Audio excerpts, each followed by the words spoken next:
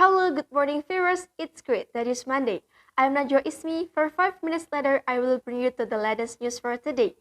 The news is about MCWE G20 Forum strengthen gender equality commitment. Took the G20 MCWE Forum, Indonesia is committed to continuing effort to mainstream gender issues and women's empowerment starting in Italy in 2021. The holding of the G20 Ministerial Conference on Women Empowerment MCWE in Nusa Dua, Bali 23 and 24 August 2022 resulted in number of information regarding gender recognition in various sectors. The G20 MCWE was carried out on a hybrid basis and was attended by countries that were members of the G20 and several countries that were specially invited, entitled Heal Together, Heal Stronger to Close the Gender Gap. The G20 MCWE raised the three main issues as an answer that during the COVID-19 pandemic, women were the group that experienced the most significant social and economic impact.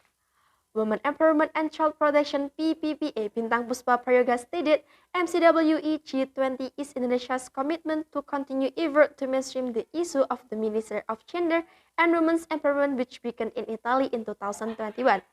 Minister Bintang said the first ministerial conference on women empowerment was held last year at the G20 presidency of Italy, and the G20 presidency of Indonesia is committed to continuing this very strategic event. I do not believe only by working with global and strong commitments I can overcome the challenges faced by women, especially during the recovery period of COVID-19, by continuing to encourage women's empowerment in all development sectors. Women experience the most significant impact of gender, which is vulnerable to termination of employment and livelihood, vulnerable to being victim of violence and double burden in the household. Therefore, the Ministry of PPPA as the custodian of the issue of women's empowerment in the 2022 G20 Indonesia presidency has set a theme with the three main issues. The three main issues that are strategic and relevant to conditions during the COVID-19 pandemic are the first, the post-COVID-19 care economy, which focuses on unpaid care work and less opportunity in the labor market. Second, closing the digital gender gap, with a focus on the women's participation in digital economy and future jobs. Third, women's entrepreneurship with a focus on the potential to support women's entrepreneurs in accelerating equality and accelerating recovery after the COVID-19 pandemic.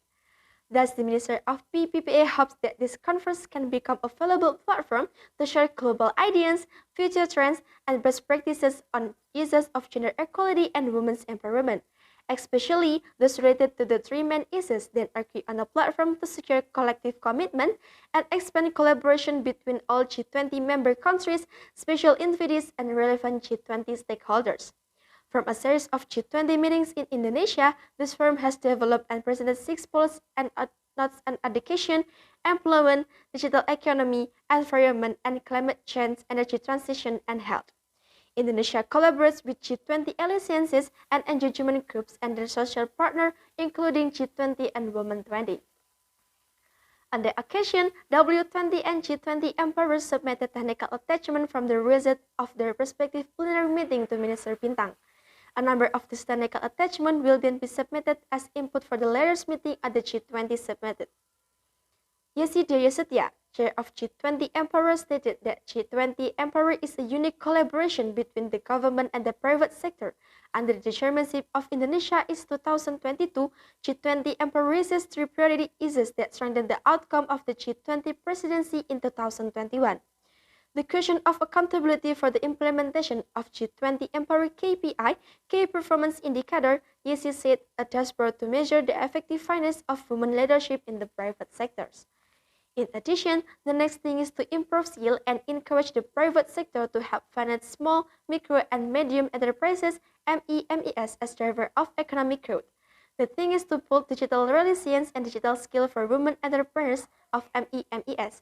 Meanwhile, Uli Salahi, chair of W20, said that there are 7 points from the result from the Women 20 plenary at the G20 Indonesia 2022 presidency. The recommendations are: first, increasing access for women and girls in health services, land ownership and services for women with disabilities and women in the village. Second, improving infrastructure and digital access in the field on investment and technology. Third, the policy of eliminating discrimination and developing gender desegregated data. Fourth, data transparency. 5. Monitoring the indicators of success of initiatives that are on target. 6. Providing education and skill to eliminate bias and stereotypes that afflict women. 7. Increasing women's participation in the world of work and reducing the salary between female and male employees. That's all the news today. Thank you very much and have a great day.